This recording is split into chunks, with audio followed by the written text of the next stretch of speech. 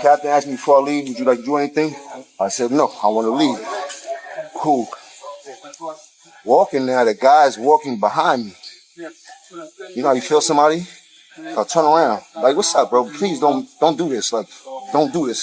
Start saying some profanities. Say back to him, like, yo, bro, you're going to get yourself in a bad situation. The debate around one question just won't disappear in hip-hop. What's really supposed to go down when someone who calls themselves a gang member gets pressed by law enforcement? This topic returns every time new clips, old files, or surprise footage pops up about rappers who built their whole image on street strength. And the conversation always hits harder when Jim Jones's name enters the mix. For years, whispers and half-answered questions have followed his career like a shadow. Old clips keep popping back up, new commentary gets added on top, and the storyline never quite settles. Every new piece of content, whether it's street interviews, old recordings, or resurfaced moments, keeps the public guessing and adds fresh energy to the mystery. Recently, a traffic stop recording pushed the conversation back into high gear. Fans started connecting it to the long history tied to his identity as a so-called New York City rider. A figure associated with 9 Trey and someone who built a whole persona around being a Billy badass. The image was loud, proud, and central to how he moved in public, and that only makes the questions louder today. But what really sends people into conversation mode is how often he walks out of legal situations untouched. Observers still remember the wiretap moments tied to the 9 Trey investigation. Conversations that helped lead to multiple convictions yet somehow never put charges on his name. People replay that part of the story again and again, trying to make sense of why he always seems one step away from trouble, but never fully dragged into it. That's a fact. Hey, he just cancel all his shows. He ain't a gang member no more. Nah, he ain't nothing. That's what Shawty need to make sure he do. Nah, Tell that nigga that he's not a gang member no more. He kicked out the whip. He was never a gang member. Nigga, Shawty need to expose him. This shit crazy, son. But he doing that to make K9 think he don't got no relationship with Boy. That's what he trying to do. He trying to separate the show. That's cool, but now he gotta get violated. Yeah, super violated. Super duper, so. In one of those recordings, a voice is clearly heard saying someone had to be violated, talking about 69. And that line has stuck with the culture ever since. People still bring it up because it added weight to the idea that Jones wasn't just rapping about the lifestyle, he was surrounded by it in real time. Pair that with his loud public run-ins, including that well-known clash with a civilian on Love and Hip Hop, and the image of a committed street figure became locked into his brand like a stamp. But even with all that history, certain questions still hang in the air. There's the old Georgia situation that never truly got broken down for the public. Then there's the airport confrontation with 2 men, a moment that escalated fast and left more confusion than answers. Each incident added another piece to a puzzle fans have been trying to put together for years. And every time new footage resurfaces, the conversation sparks right back up. Details tonight about the arrest of rapper Jim Jones in Coweta County this week. Deputies say Jones was a passenger in a car that led police on a brief chase Wednesday night. And when deputies stopped the car, they say they found drugs inside. Fox 5's Doug Evans has the story from Coweta County, where he spoke with the deputy who made that stop. It was late Wednesday night, just before midnight, when a Coweta County deputy says he saw a Mercedes SUV swerving on the highway on Interstate 85. He says the car was driven by 23-year-old Anna Miles. In the back seat was rapper Jim Jones, who's 41 years old, and his real name is Joseph Jones. Eventually taken into custody, rapper Jim Jones, Darnell Wright, Jamal Smith, and Anna Miles. Deputies say all 4 are being charged with drug possession. The men are being charged with possession of a firearm and the commission of a crime. Deputies say they found a stolen handgun in the backseat where they say Jones and Jamal Smith were sitting. The driver, Anna Miles, she faces a charge of fleeing from police and aggravated assault. Each situation slid right into this growing archive of moments fans still can't fully explain, and that's why the curiosity never dies down. He kept ending up in scenarios that should have wrecked a career, yet every single time he walked away untouched. No official statements, no charges sticking, no major fallout at all. And even though nobody's claiming he ever informed on anyone, people can't help wondering how someone so publicly connected to a heavy street lifestyle keeps dodging consequences that would have crushed most others. That airport incident became one of the most replayed examples for a reason. Cameras caught him in the middle of a charged face-off, telling everyone he was outnumbered and had to defend himself.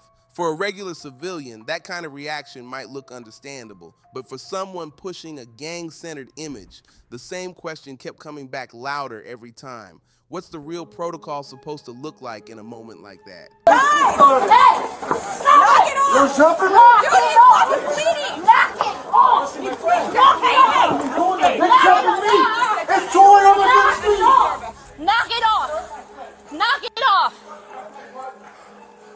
They jumping me! Box out 2-3, you got... I'm not going Knock it. nowhere. Ah! I'm not Sit going down. nowhere. Sit your I'm ass gonna down. sit down. Okay, good. They jumping me! Sit down. Go. I stand? No, you need to Sitting sit for down. 3 hours. Sir, either you get in that seat or I'll put you in that seat. I just told them.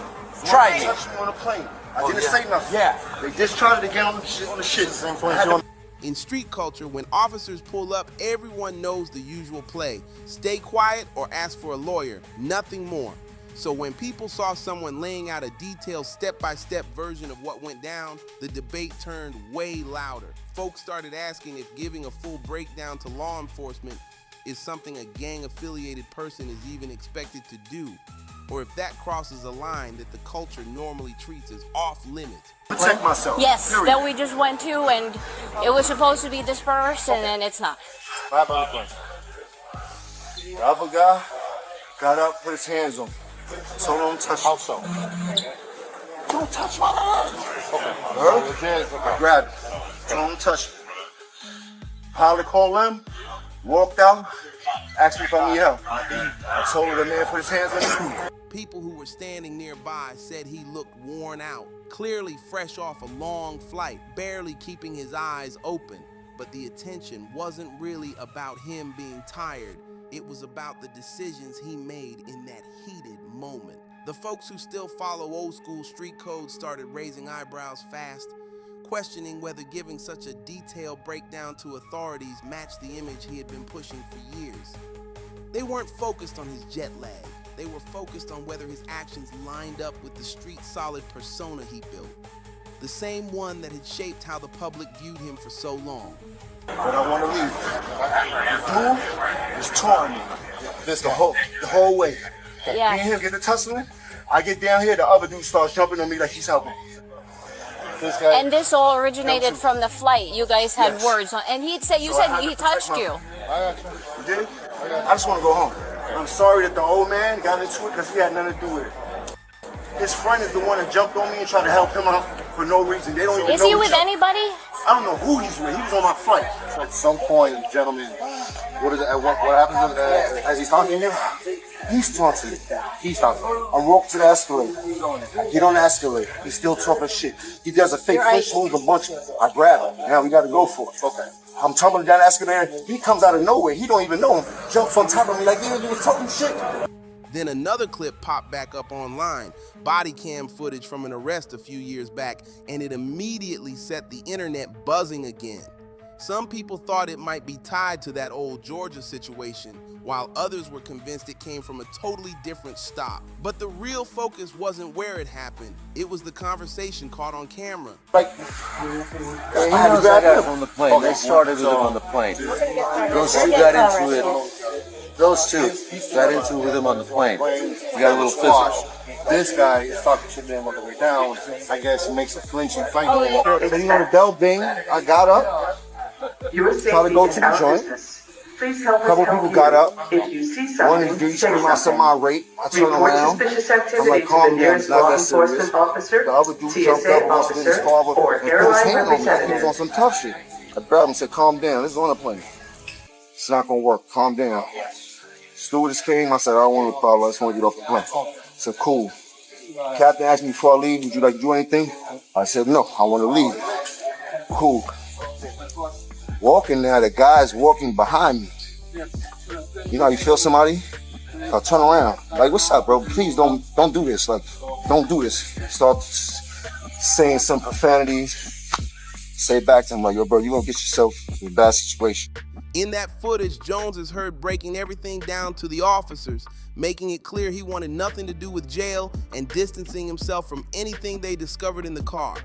The dialogue stood out because it didn't match the tough, unshakable street image that had followed him for so long. For many watching, it raised fresh questions about how he chose to handle pressure when the police were the ones asking the questions. You're in the back seat with it all. That's not even my car. Like, I'm in the back seat. I'm in the back seat. Bro, that's them trying to get whatever they're trying to do. Critics jumped in fast, saying the level of cooperation in that clip felt way too heavy for someone who had been publicly tied to a street organization. People who grew up around that lifestyle kept reminding everyone that the rules are usually strict. Stay quiet, move smart, and never hand out information that could land someone else in trouble. So once that footage started circling again, viewers began asking whether Jones had stepped outside the expectations he'd always been associated with. His supporters pushed back hard, insisting the footage didn't prove anything and warning that guessing or assuming could create unfair narratives. They argued that a few minutes of video can't rewrite a man's whole history, but others weren't convinced, pointing out that the more he talked in that recording, the more it sounded like he was trying to shift the responsibility onto anything or anyone but himself.